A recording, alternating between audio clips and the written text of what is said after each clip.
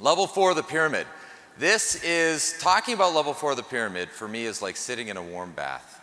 I love level 4 of the pyramid. That is my daily passion, and it's fascinating. When you look at level 4, hold on, let me back up a little second.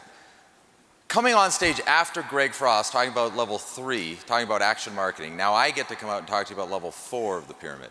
So marketing, which I would perceive to be as the sexiest level of the pyramid, everybody loves marketing. Now I get to talk to you about operational systems, which I would also perceive to be the least sexy level of the pyramid, coming on after Greg Frost. There's a little bit of change that's needed. I need your brains to shift just a little bit. Level 4 of the pyramid is different. It's completely different. When you look at the first 3 levels, when you look at essential knowledge, selling, presentation skills, and marketing, those 3 levels of the pyramid are about you, your skills, your abilities. How are you going to drive business? That's the first 3 levels of the pyramid. When you get to level 4, it's a ceiling. Loan officers hit it and they bounce off of it. They can't absorb it and grasp onto it because level 4 of the pyramid, it's not about you anymore. It's about your team. It's about your underwriter. It's about your processor. It's about your appraiser, your title company, your closer, your funder. There's a lot of people that have their hands on every single file that you've got to get to the closing table. And at the end of the day, if any one of them make a mistake, who does the client blame? Yeah. So who's responsible? We are. As mortgage originators, we are responsible no matter who's got the file, no matter who's doing what step in the process. When you look at Greg Frost's action marketing, trying to implement that, he talked about my business partner Ronnie and I 4 years ago went to a Greg Frost seminar and he talked about action marketing, except he talked about it for 4 hours. So imagine that for 4 hours. How much more information would he have given? If you look at what you just saw from Greg Frost, for me, when I first saw it, my brain turned into mush. How am I ever going to implement that stuff? I mean, let me try and pick one, maybe, but how would I ever get to that level of a system? And that was our barrier. And so 4 years ago, we started trying to implement it, and wow, did we implode. I mean, it was so bad, guys. You know, my best friend in the whole world, he and I are yelling at each other. Our processors are yelling at us. We're yelling at them. I'm yelling at my underwriters. They're yelling at me. Everybody sucks. Can't be my fault. I brought the loan in. It's your fault because you got to blame somebody. And we started this journey 4 years ago. And I've been in the mortgage business 7 years. So for my first 3 years, you know, I was doing the best I could, but it was really just my 3rd year in the business was really my first year for the 3rd time. I wasn't improving. 4 years ago is when a change happened, and that change, the catalyst to that change was I got a chance to sit in Greg Frost's 4-hour seminar. So the stress over the last 4 years, and that's, folks, this next slide, if there's one thing that I want you to listen to me, it's this next slide. Out of this whole 4 days, my contribution is this next slide, is what is the cost of stress? Over the last 4 years, I really need you to absorb, are we in a low stress job or a high stress job? High stress job, oh my goodness gracious. And what's causing the stress? To me, the stress is, it's not me. I'm a good guy, I can drive loans in. That's not the stress. It's what happens when I have to let go of the file, right? Aren't we all kind of control freaks? Don't we all kind of micromanage? And yeah, we micromanage the file, and as soon as you micromanage the file, how many files can you close a month? Which came first, the chicken or the egg? But the cost of that stress, the cost of that micromanagement. So the last 4 years, I want to show you what I mean by cost of stress. Would everybody agree that that's kind of what I look like today? That's a reasonable photograph. Here's what I looked like 2 years ago. Here's what I looked like 4 years ago. For God's sakes, don't follow my footsteps. Do you really want this to happen to you? I hope not. I hope not. Oh God, I gotta get that off the screen. That just depresses me. Okay, I'm over it. So what is your system? What are you doing every day? And this photograph to me is the average loan officer's system. What is your unique selling proposition? You know what I hear most loan officers saying? I'm always accessible. Call me, I'm always accessible. I see loan officers, while this session is on, out in the hallway on their crackberries. Right? Doing deals. I could be in here learning, or I could be out there doing a deal. It's a deal, so I better be out there doing a deal, because I'm always accessible. Wow. Wow, is that setting yourself up for sabotage? Would you rather be known as always accessible or worth waiting for? Yeah, now. And I know you can't be that way, but if you could, what would that look like? It's amazing if you ask that question enough times and you make it a habit in your life. I know I can't do that, but if I could, what would that look like? So getting out of this mode, getting out of this always accessible. I had a top producing realtor and his partner, two top producing realtors, came to one of our seminars once and wanted to talk to me right after the seminar, but I was booked with somebody else. So I said, guys, I can't talk to you right now. And so they left. And then I came out of my meeting about 45 minutes later, and I called them, and they said, well, what are you doing for lunch? I said, actually, I don't have lunch plans, so come on back, and we'll go for lunch if you want. They said, we'll be right in. I said, what do you mean you'll be right in? Where are you? I said, oh, we're in our car. We waited for you in the parking lot. Realtors waited for me for 45 minutes in their car in the parking lot. Wow, wasn't that a change? Now, I'd love to tell you that that's normal, but I ran around the office doing high fives, and it was a good moment. You have realtors waiting for you in the car. It's like, wow, this is a defining moment. This stuff really works. So, not having a system, how does this affect individual loan officers, managers, process, support staff? How much money does this cost you? Let's try and quantify this in dollars. By micromanaging your files as an originator. As a manager, allowing your loan officers to micromanage their files. You know, how many times have you seen managers with loan officers that are running the company instead of the manager running the company? The tail wagging the dog. You know, processors, what is their comfort level and their trust in the loan officers just taking a complete loan application? Talk to wholesale reps, wholesale account executives about their number one frustration with loan officers. We can't take a complete loan application. That's their number one frustration. So now imagine an incomplete loan application coming through your system and the stress that causes and the lack of trust that causes. So how does this affect? How much money does this cost you and your team? You know, to me, high stress also equals a lack of confidence. So if I'm going to go out and talk to real estate agents, financial planners, accountants, attorneys, insurance agents, and I walk in, and Tony Robbins did it last night. I walked in saying, hey, I'll do a good job for you. I've got great service. I've got great service. But my team behind me, they suck, but I've got great service. Right? How many times are you going to have a file blow up on you until your confidence just isn't there anymore?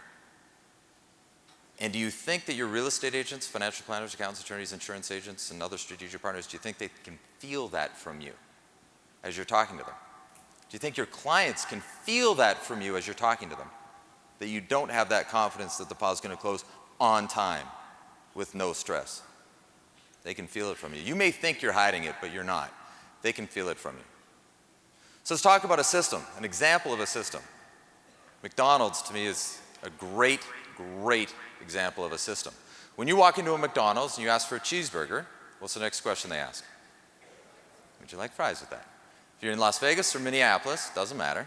Next question they're going to ask is, would you like fries with that? I have the utmost confidence that that's about to happen to me.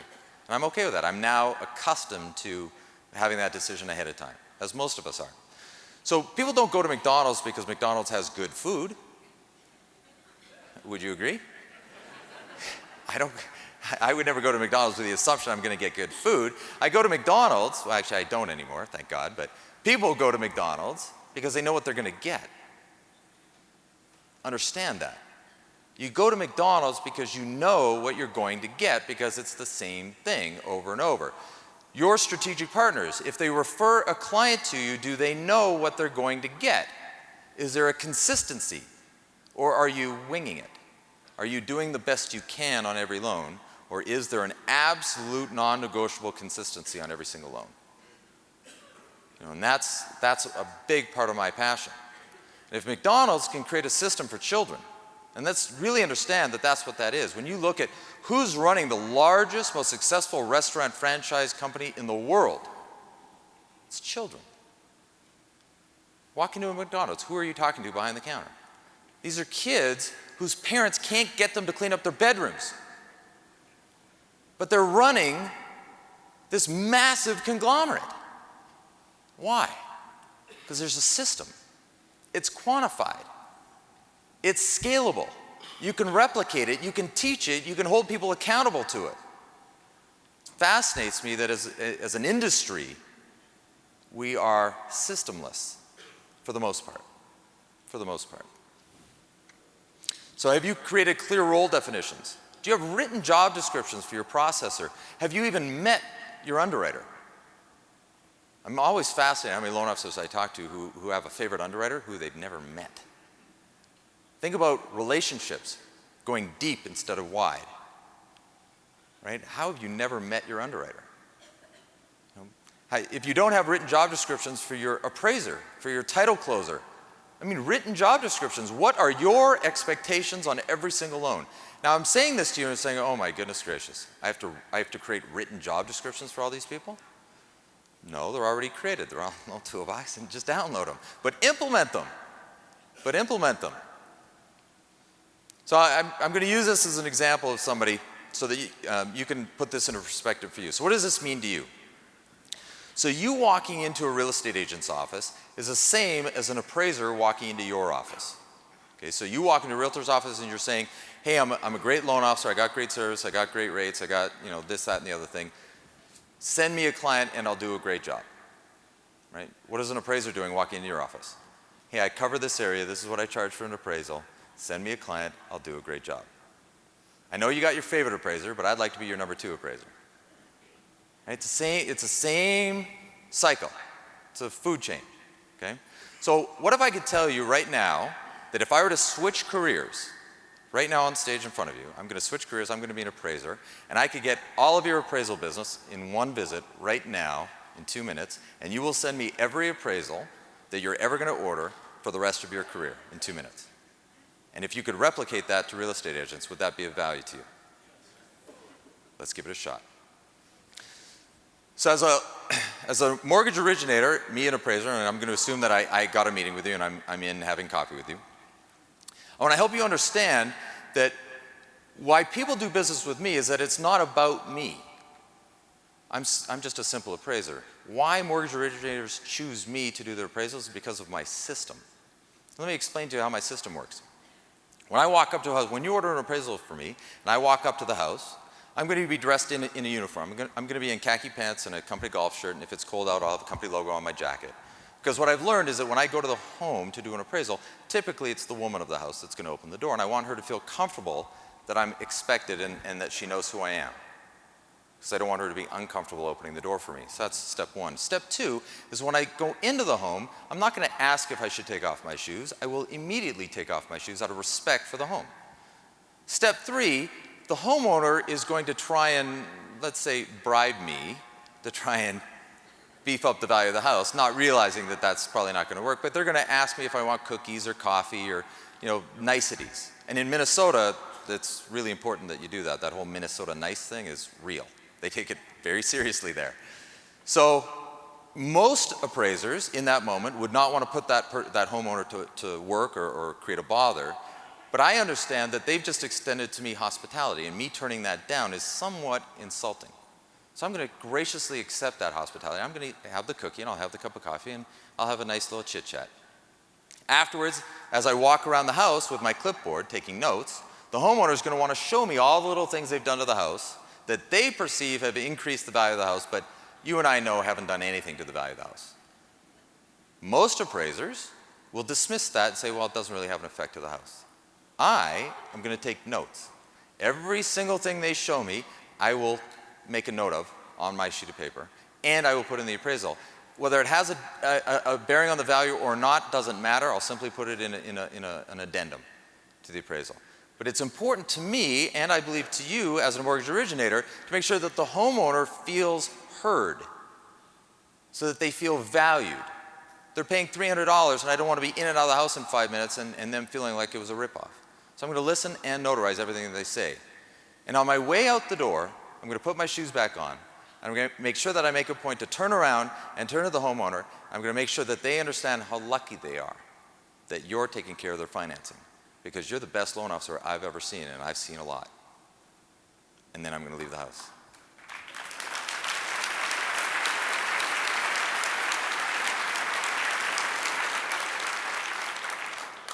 Now, I want you to think to yourself right now, do you want me as your appraiser?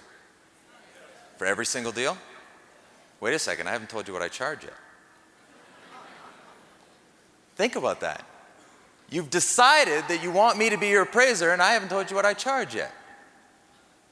So as a mortgage originator, how are you quoting rates right out of the gate and thinking that's a unique selling proposition? That's a commodity. Level 4 of the pyramid, guys, if you embrace it, if you bask in it, if you create a system that you stick to every single time, your business can go to a whole new level. Your confidence can go to a whole new level. Your trust can go to a whole new level. So what happened? Had to create this system. 4 years ago, we were trying to implement action marketing at the time and imploding, yelling, screaming, people thinking about quitting. I was thinking about quitting. I was thinking about changing careers. The stress was just completely out of control. Had to create a system. So I'll remember this day for the rest of my life. My business partner, Ronnie, was on Loan Toolbox on a Thursday night. Came in on a Friday morning, and for those of you that don't know him, he is like the nicest guy you're ever going to meet. All the time. I watch him, and I get exhausted at how nice he is. Truly. So he came in on the Friday morning, and he called everybody for an emergency staff meeting into the staff room, which he'd never done before. So we're all a little freaked out. And he says, guys, I'm shutting the company down for the day. It's Friday, we're shutting it down. I saw something on Loan Toolbox, and we're going to implement it right now, immediately. And we're stunned and shocked, and we don't know what to do, so we all agreed and said, okay, what are we doing? So what he found on Loan Toolbox was something called the perfect loan process. It was a checklist. It's just a checklist. It's funny because I tell people who aren't in the mortgage industry that we have a checklist, and they go, yeah, so? And then I tell people who are in the mortgage industry that we have a checklist. They're like, wow, you have a checklist? How fascinating is, how behind are we? Think about that. Like, a checklist is cutting edge to us. A checklist. I was chatting with the guys backstage before coming up. It's like, you're kidding, right? I said, no, I'm going to show them a checklist. Really? Yeah, it's a checklist. Perfect loan process. So here's what we did. We sat around and we took every single step in a mortgage process. Order an appraisal is a step. Order a title commitment is a step. Order insurance binder is a step. Talk to the client is a step. These are all steps. Order the fruit basket is a step. We wrote every single step on a separate sheet of paper. One step, one sheet of paper. Then we lined the sheets of paper down the hall. And we put them in sequence. What should come after the other? I know this is cutting edge stuff, guys. Cutting edge. The technology that we bring to bear is just staggering, isn't it? Sheets of paper on the floor. That's what we did. That was the start.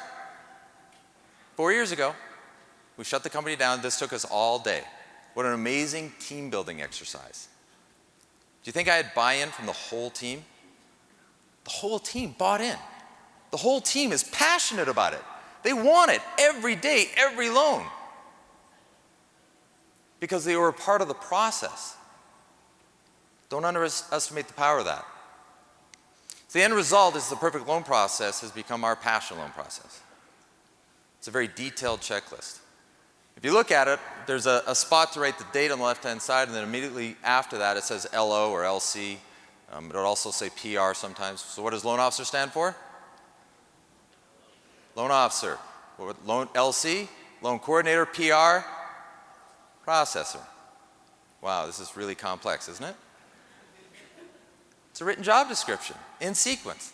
It's an assembly line for every single loan. Every single loan, every single time. Not negotiable. Follow this on my team, or don't work here. Every single loan, every single time. Because when I go out and I make a promise to a financial planner or a real estate agent, that's my promise, that's my word. I'm dependent on my team. I'm the promise maker, they need to be the promise keeper. And this is a part of that. So that it goes all the way to closing, funding, post-closing, everything. So our title companies, everybody has a copy of this, so they have a clear understanding of what our sequence is, what our expectations are. We have meetings with our title company closers to make sure they have an understanding of what's going to happen in what sequence, and they better follow the same sequence, or we're not going to use them anymore. So what kicked in when you see that checklist? Who else has it? Come on. We're mortgage originators. We all have it. A little bit.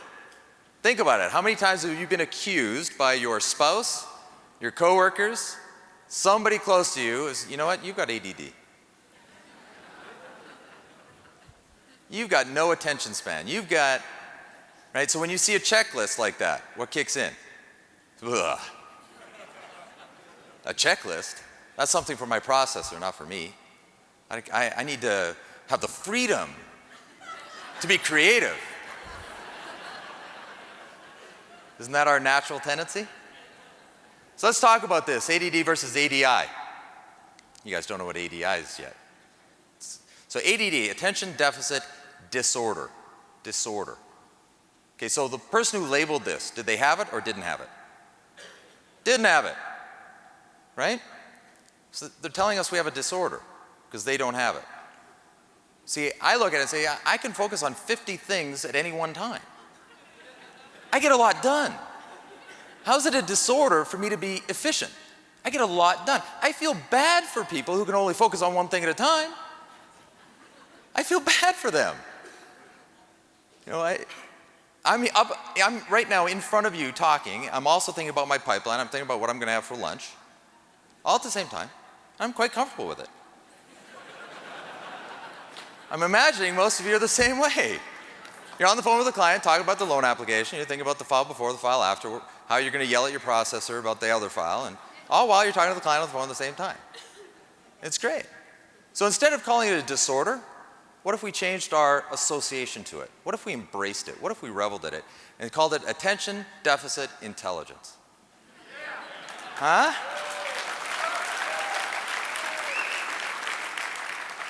There's a responsibility that comes with that, though. Is that you need to surround yourself with people who don't have it. And then you need to honor and cherish them, not yell and scream at them. Okay, they have attention to detail where we do not. You need to position them with structure, order, and predictability. Things that we hate. We want to problem solve. We love the adrenaline rush of fixing something that nobody else could fix. Finding that loan program nobody else could find. That's, jumping up and cheering, woohoo! That's where we get our adrenaline from. Is that where they get their adrenaline from? No. Structure, order, predictability. They need it. They crave it. They have to have it. It's our responsibility to allow them to be in that and hold it accountable. And if we can embrace that, our confidence level goes way up in what might happen to our income. Wow. You can stop micromanaging your files. You can fall in love with your clients, and you know what? You can fall in love with your team because everybody knows what's supposed to be happening. And you have a system to holding them accountable, and they have a system to hold you accountable. And you have to allow them to hold you accountable because we're not perfect either. We make mistakes. And if they're calling you out on the mat, then you got to take it. I have to take it. It's uncomfortable. I don't like being wrong. I typically get uncomfortable about once a day from my team, but it's all good. I've learned to just allow it to happen, allow it to take place. So let's talk about system, what that checklist allows for me to do. The fruit basket. Greg talked about the fruit basket. And when I wasn't out here, so I didn't see how many hands went up, but I'm willing to bet statistically not many hands went up as to how many people are actually sending out the fruit basket. He's been talking about it for 15, 20 years. When I first saw him talking about the fruit basket, I was like, wow, that's a great idea. I should do that. And then we looked for a wholesale supplier of fruit, couldn't find one, so we gave up.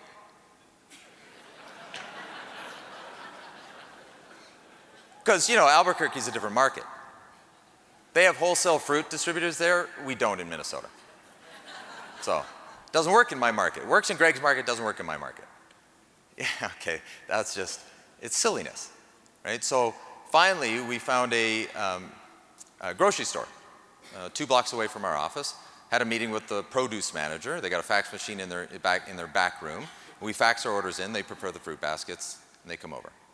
But how do I know that a fruit basket is going to go out on every single loan every single time? Every single loan, every single time, because it's on the checklist. It's on the checklist. Upon loan approval, it's in sequence. There's a line item that says, loan is approved. Next line item is, send fruit basket. Then my computer gets programmed to make the follow-up phone call. There's a sequence that has to come with this. You contact your fruit vendor, you set it all up, but folks, if you do not follow it up with a phone call asking for business, you are a fruit distributor, not a loan officer. Don't do that. The point of the fruit basket is to get the referral. So if a real estate agent drives you a client and you send the fruit basket and you get a referral from that fruit basket and you're able to take that referral back and give it back to the real estate agent who referred you the original client, what just happened to that relationship with the real estate agent? How are you not, folks, seriously, how are you not sending the fruit basket? How are you not? Find a grocery store within a half-mile radius of you. Walk in, introduce yourself to the produce manager, find out their fax number, create a form, which you don't even need to create, it's on Loan Toolbox. The script as to who to call is on Loan Toolbox. You know, you just have to do it. You have to make sure that it's implemented every single time. Because if it's not implemented every single time, you don't get the same buy-in. You don't talk about it with your real estate agents and your financial planners and your clients in the same way, because it might happen and it might not. Your confidence level has to be really high, which means it has to happen every single time. System number 2. Where did I get this from? Greg Frost. Yeah, Action Marketing. And he talks about the biggest compliment you can ever pay Greg is to simply steal his ideas and implement them. Right? So how do you think he feels about me? He loves me. All I do is steal from him. It's a great relationship. It's a great relationship for me. He gets the adrenaline because I'm actually implementing what he teaches. That's his take. So calling the seller upon receiving the purchase agreement, how are you not? Purchase agreement comes over your fax machine. You've got the seller's name and their address. All you have to do is look up their phone number and call them. How are you not making that phone call on every single loan, every single time? And the number one excuse I hear from people, and let's be clear, it's an excuse, is I'm busy. I'm busy. I'm too busy. I got all these fires I got to deal with. Why do you have fires? Because there's no system. Okay? I'm too busy to create a system because I got all these fires. Definition of insanity. Doing the same thing over and over, expecting different results. Number 3, weekly fax realtor loan status reports. So this is a great story. So Ronnie and I come back and we're asking our support staff, our processors and our ops manager to send out the handwritten weekly status reports that Greg shows. So what do you think their response was? Hey guys, we need you to do more work. We're not going to pay you more, but we need you to do more work. Did we get team buy-in on that one?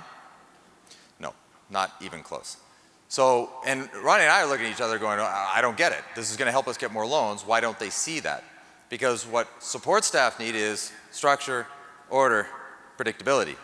That's it. That's what they need. Stick within that. Say, okay, hold on, let's define this within structure, order, predictability. What we're asking you to do is do a form so that it goes out to the realtors once a week so that we don't get inbounds with fires so that we can go out and get more loans because our confidence level will be high. Therefore, more loans will come in. Your compensation is based on a per loan file. Therefore, you will earn more money.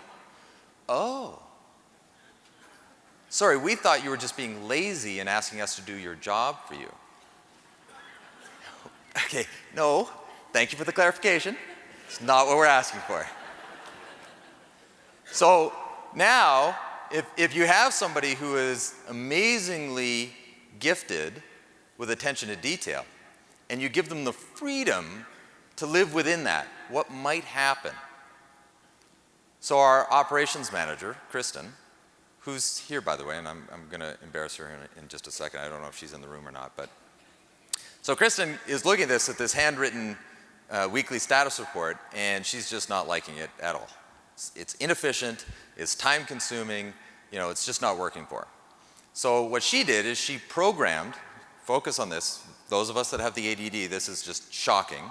She programmed Point, Calix Point, to automate it. See, it's typed. It extracts the data into a document that we can fax automatically. She came to us, it was like, took her about 2 weeks. She came to us 2 weeks later and said, hey, is this good? And I looked at it, I said, I don't understand. It's like, well, I've automated it. You did what? What do you mean you automated it? See, I didn't even know to wish for it. How cool is it when you're with a team where you don't even know to wish for stuff and they just make stuff? She automated it. So you can download it, it's easy to install, and I'm going to show you what it looks like. It's merge fields, where it pulls the data from Point into a Word document. Can you see how that works? And guess what she did? And just because I asked her to, she created an instruction manual on how to recreate this. The instruction manual, that's Kristen. So that instruction manual, just so you know, it has to be simple, otherwise we aren't going to do it. The instruction manual is 6 pages. That's it. 6 pages. It's that easy. I look at it and I say, wow, that must be really difficult. No, it's not. It's actually quite simple. 6-page instruction manual. You guys can recreate the exact same thing. Now, that weekly status report takes us, every file in processing, takes us 10 minutes, once a week. Every single realtor, selling agent, buyer's agent, selling agent, listing agent, get that fax every Thursday afternoon from us, takes us 20 minutes. How cool is that? And that's how you can speed up the process. When you talk about, I can only close 3 loans a month because I'm micromanaging my fires instead of accessing the amazing talent that's on my team. And that's level 4 of the pyramid. So one of the things that you can learn from us is that don't try and move an iceberg. Don't try and, this 4 days is information overload. It's like, oh my goodness, where do I start? Where do I start? It's all good stuff. How do I implement everything? Pick one. Just pick one. And pick the one that grabbed you the most and implement it. And when you're done implementing it, then go back to your book and pick 2. Implement it. And when you're good at it, go back to your book and pick 3. Implement it, one at a time. Tomorrow, you're going to be given an amazing gift if you haven't been given it already, and that's a business plan. You're going to walk out of here with a written business plan, sequenced business plan. Follow it in sequence. And I'm hoping level 4 of the pyramid will make some of your lists. I know level 3 is the one that everybody gets excited about, and as you should get excited. Lead generation is the mother of all for what we do. At the same time, the stress of not embracing level 4 is pretty great. What is my confidence? So think about this. If you're in my market, if you're in Minneapolis, could you take one of my realtors from me? What do you think? Yeah, odds are good not.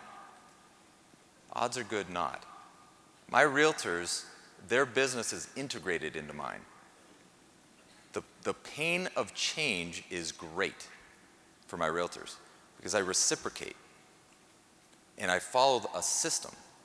They know what to expect every single time, every single time, every single time. They don't know what to expect from you if you're in my market.